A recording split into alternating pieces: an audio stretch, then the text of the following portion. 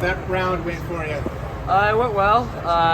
Just did enough to move on, and it was nice that we just had a group of 5 with a lap to go because we didn't really have to push it too much. Just could finish it in. We knew we all qualified, so it was good. Yeah, Did exactly what I needed to do. I don't think I've seen a fist bump between 2 people at different schools before. So what was that about?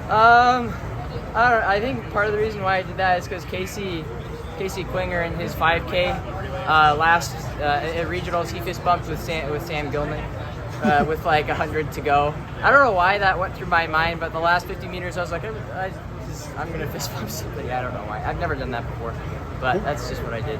Were you worried he was going to leave you hanging at all? For a second I was, but he didn't. So. How comfortable are you with the outside water pit? It's definitely a little bit different. Most of the water pits that cut inside, they turn and go straight a little bit, and then you hit the water jump. But on this outside one, it's like you're going in on a curve. It doesn't straighten out before you hit it. So you just have to.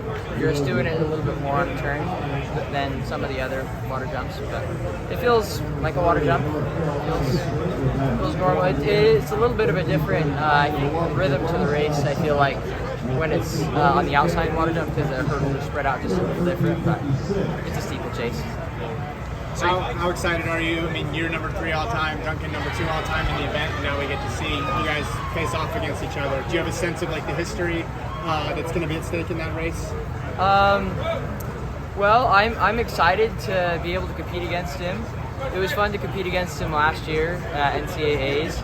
I know he's going to be ready. We're going to have a lot of other guys that are also going to be ready. I think Ed Tripp has looked really good today. He's probably going to be up there in the mix. We're going to have some other people there too. But I'm excited. It's going to be a hard race, but you know it's really good when you have the best competition because it's fun to compete. It's really fun to compete. You had that big win at Mount Sac last month. Like, what went into that breakout? That you think? Mount Sac? Yeah. I think just early on in the year, I was like really like beating my competition by like 6 seconds, 8 seconds in the meets we were at. And so the coach felt like we should get me in a meet with better competition. I think just having another year of training under my belt and getting in a field as fast as I was there really helped me be able to run that fast. So it's competition helps you rise to the occasion. I think that helped me do that, and I'm just more fit than I was last year as well. Yeah. How much do you think about sort of USA's, Worlds, that sort of thing? Especially like Hillary broke his foot. Looks like he might be out for USA's. Yeah, I feel bad for Hillary. He was probably going to run like 8:05, which would have been awesome. Yeah, I feel bad for him. I hope he's able to get healthy and get back running soon. I mean, it's cool to think that I was able to compete with a guy who almost ran out 8:05. So I guess that helps remind me that I'm not saying that I necessarily could run at 8:05, but I can run faster at 8:17. Yeah. And I can compete with the best. So that's cool. What do you expect in the final? You think it's going to be a fast race? I expect the final to be faster than it was today, but I also don't know how the weather's going to be on Friday exactly. It might be really hot. I remember back in 2019 when I was here my freshman year, we had 2 falls in the last 100 meters. It looked like Ryan Smeaton was going to win, and then he fell in the water jump, and then Stephen Fahey fell in the last barrier and got up and ended up winning. And it was a really hot day that day. I was in that race. I wasn't feeling super good, but yeah, I expect us to be faster. We'll see what happens. Yeah. And we're talking with Duncan. They've got 3 guys in this event. Eastern Kentucky has 3 guys. They've both laid claim to steeple U, but BYU's had some success through the years as well.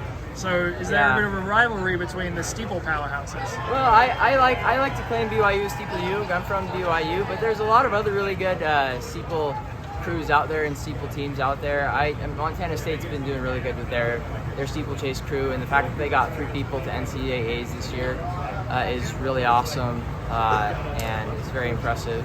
Eastern Kentucky also did the same with their crew, and so props to them for doing what they're doing. I still am going to call BYU steeple U. I feel like BYU is steeple U, but they can call themselves steeple U if they want to. It's okay. Yeah. Did you come in like trying to be a steepler, or how'd you end up in the event? I came in as a freshman. My coach thought I'd be good at the steeple. I don't think initially coming out of high school I had any plans of doing the steeplechase. I was just planning to just get better at just racing on the flat track.